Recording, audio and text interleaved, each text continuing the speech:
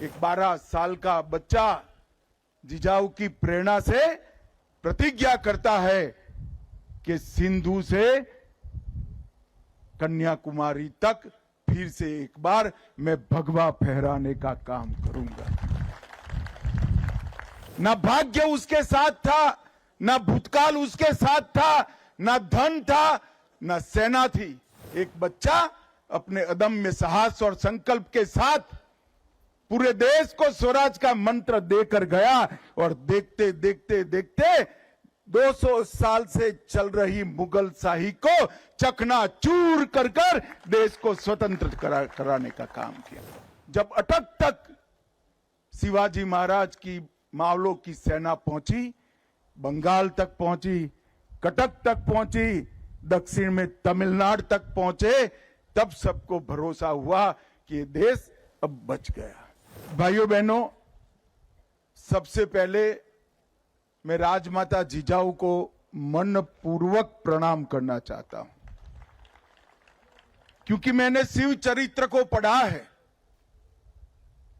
जिजाऊ ने छत्रपति को न केवल जन्म दिया, उनको स्वराज, स्वधर्म और स्वभाषा का पुनरुद्धार करने की प्रेरणा भी जिजाऊ ने दी।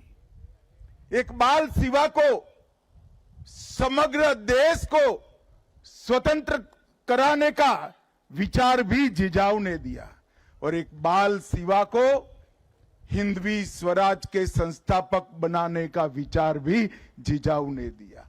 इसलिए मैं सबसे पहले राजमाता जिजाऊ को प्रणाम कर कर मेरी बात शुरू करना चाहता हूं।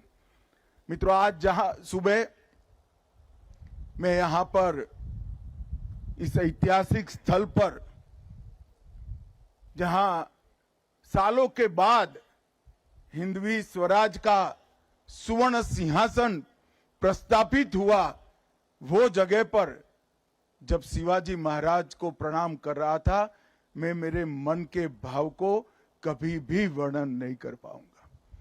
मैं उस व्यक्ति के ऐतिहासिक राज्यसभा में खड़ा हुआ था जिसने हिंदुस्तान के कण कण में स्वधर्म के लिए, स्वभाषा के लिए, स्वराज के लिए मरने की एक अमर जिजीविषा पैदा करने का काम किया।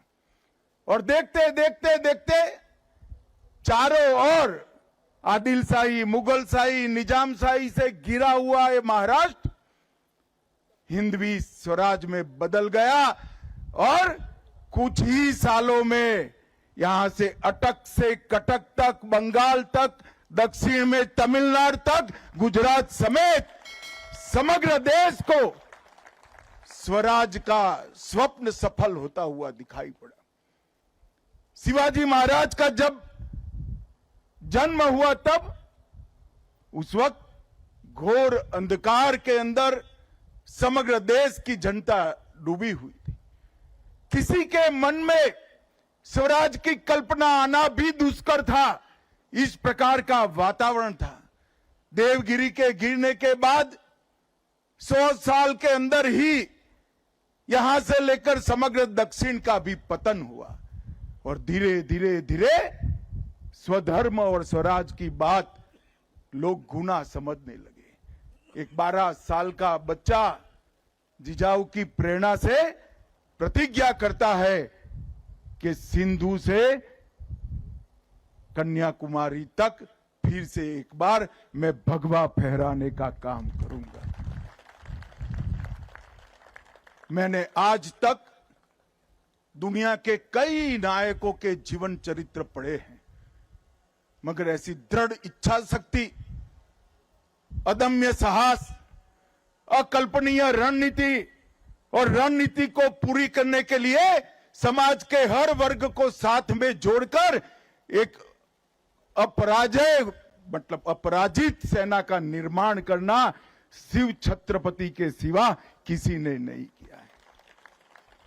न भाग्य उसके साथ था, न भूतकाल उसके साथ था, न धन था, न सेना थी। एक बच्चा अपने अदम्य साहस और संकल्प के साथ पूरे देश को स्वराज का मंत्र देकर गया और देखते देखते देखते 200 साल से चल रही मुगल शाही को चकनाचूर कर कर देश को स्वतंत्र कराने का काम किया।